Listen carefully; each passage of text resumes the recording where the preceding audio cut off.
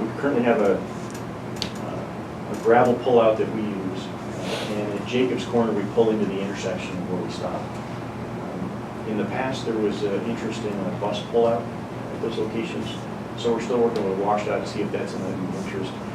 If it is, that would be something else that we would potentially through our RPTO prioritize and look at additional pullouts there to, one, to improve the gravel pullout we have, but right now we're blocking the Jacobs intersection before the bus enter to drop people off. So that one's less certain, but we still need some answers from WashDOT on whether or not that's still something that they're interested in from a safety perspective. For the Consolidated Grant Program, this is directly through WashDOT. This is a 20% match in general for most of the Consolidated Grant programs.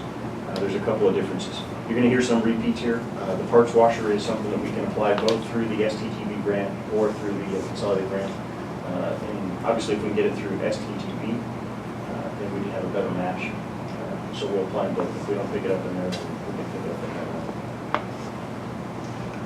there. Jacobs Road Quail Trail is another one that would also fall under potentially Consolidated grants.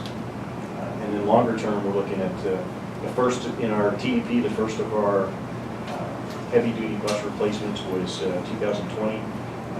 Really that's a 2-year lead to be able to order those. So we're looking at the 2017 to 19 grant cycle is the time to look for those. So that'll be part of the ask for that grant. Operating projects under the Consolidated grant I talked about.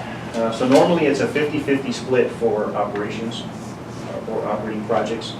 However, within the Consolidated Grant Program application this year, they have some caveats that allow that to be all the way to 95% state support and 5% local.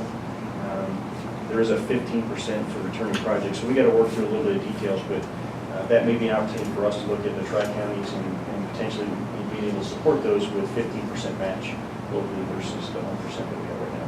We're not eligible to continue our regional mobility programs we have in the past. We've already exceeded the two-year applications for that. So short of a direct proviso from the legislature, the regional mobility grant is an opportunity to continue the tri-county grant. So what was that grant program called again? It's still the Consolidated Grant Program, but it's the operating. It's an operating project.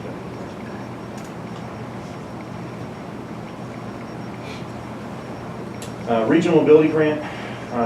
We would be eligible under the for the tri-counties under the regional mobility if we were to include expansions to service. So if we look at in the future, in particular Saturday services, we may be able to apply for the regional mobility grant for those expansions, not for the existing services themselves, but for expansions or additions to service. And then one other a mobility management project, still under the Consolidated Grant Program, but this one is would be to hire a travel trainer or a mobility manager. Several other counties and regions have done the same. And really, the purpose of that person is to have somebody on staff that would be available to travel and assist folks with learning how to use not just the transit system, but really regional transportation resources. So being able to train folks on how to use certainly transit, fixed route, paratransit, Vanport to a lesser extent. We have a Vanport program, but and then other community services are out there, and this is a program that will fund up to 80% of it. So that may be something that we'll look at as well.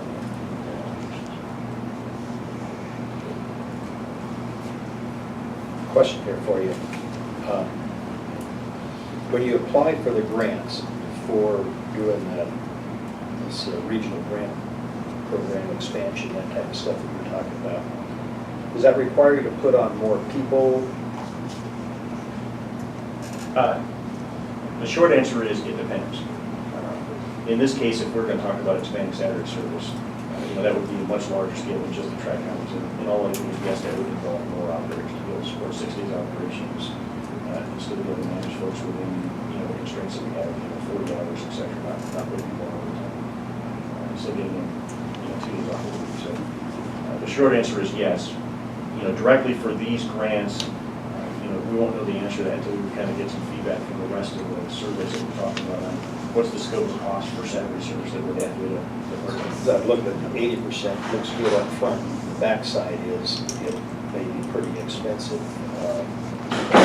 major impact on the budget. Yeah, and one of the things I'll say is, for the regional ability grant, we don't certainly want to apply for anything that we don't think we can sustain in the future, because you only get that for, two-year bienniums. And then, that will go through that grant. So we certainly don't want to start something that we couldn't continue to operate after that 4 year cycle. Or really beyond the next 2 years.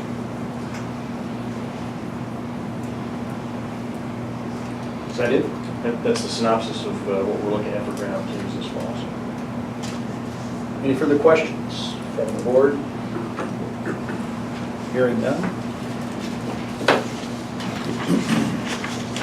We will have, we have a closed session regarding collective bargaining. So we'll stay right here in this room. So legal, right here, the board will stay, and staff and not. I guess, Lance, we're kicking you out, aren't we? Are you sure? Yeah.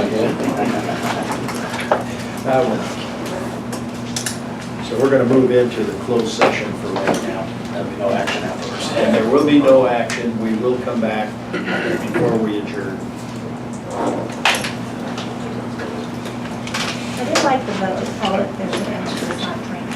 I do too. I think that's really good for the employees and the community. This is editorial.